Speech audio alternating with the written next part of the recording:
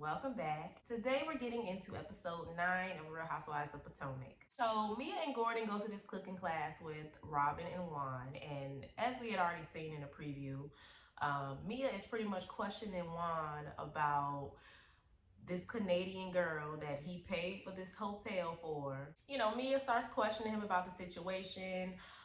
He's answering it. He got a little bit of attitude, but I find it interesting how he's not really yelling. He's more calm with Mia. He's more open to explaining his side. Now, I don't know if it's because Gordon was right there and he don't want no problems, or if he just really don't like Robin. Basically Mia was like, because Mia's a gold digger. She done dealt with plenty of men with money, so she know what she talking about. So she was basically like, you could have just paid over the phone. There was no reason for you to go there in person.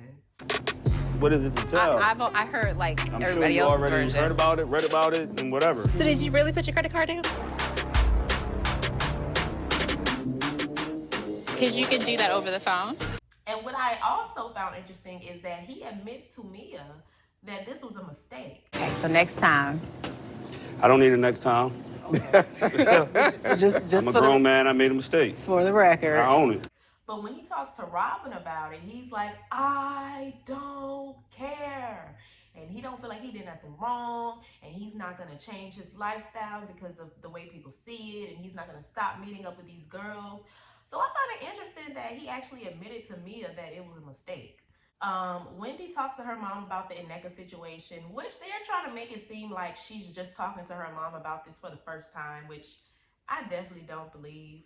I don't believe the story. Her mama was taking too many pauses. I feel like they sat there and planned this. Same way Mia feels like Robin and Juan playing their story. I feel like Wendy and her mom planned this as well. There is no way your mom is just hearing about this for the first time.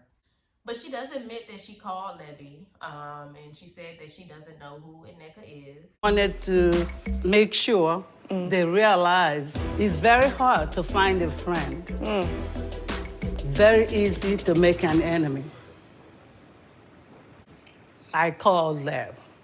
Okay. I don't know this other person. What's her name? NECA? Okay.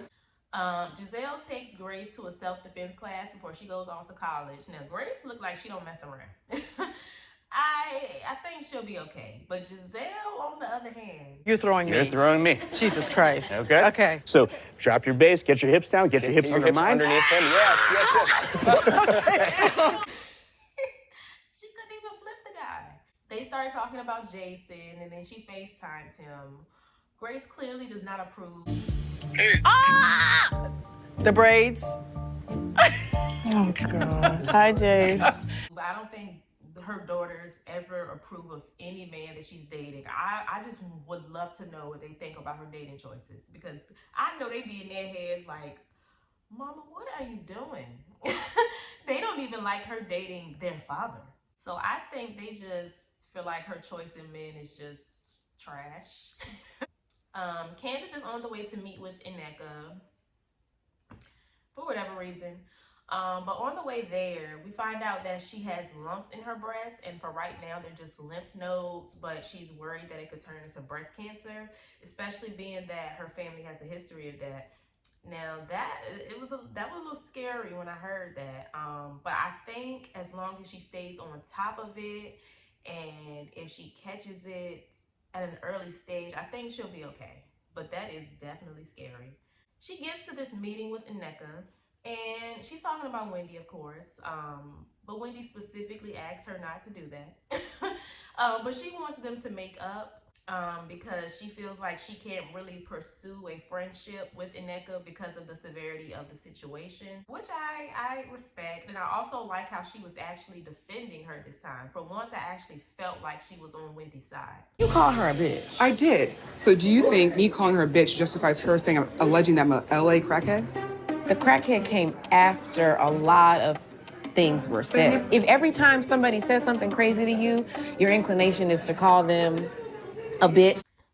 But yeah, she basically wants those two to have a conversation, and they don't. That may be what you want, but that's not what Ineka wants, and that's not what Wendy wants. Ineka tried to claim that she never wanted to address Wendy in front of the group and whoop doop doop. But didn't Wendy give you her number? for y'all to talk separately and you never took that offer. So I'm just not buying it. The episode ends with Karen's PAVE event. It's an event for sexual assault. I'm not gonna say the R word. And Mia is really anxious heading to this event because she has some past trauma regarding the situation, which they get into at the event, and it explains a lot of things. So besides us figuring out that Mia has been through a situation like this, we also learned that Candace, Ashley, and Robin has experienced this, and sheesh, I mean, I don't really know the statistics, like the percentage or whatever, but I mean, that's pretty believable. It's a common thing, but a lot of people just don't talk about it. So you just never really know until they come out and say it. And this is where we saw Mia. And this is where we saw Mia get emotional on the preview from last week. And she opens up about how this situation involved Jacqueline and her boyfriend, and Jacqueline left them alone. You know, she thought nothing of it, and that's where it happened, and Mia has been upset with Jacqueline ever since. Jacqueline did leave me that night, and because of the sequence of events that happened after she left, I think over the years I've wanted to forgive her. Jacqueline and I have been friends since we were 15. When I look back, I've probably have always been a little meaner to her because of it. Now this makes a lot of sense as to why she treats Jacqueline the way she does, because last season you just looked like a horrible friend. So this kind of explains it. So the episode ends with this event. All goes well.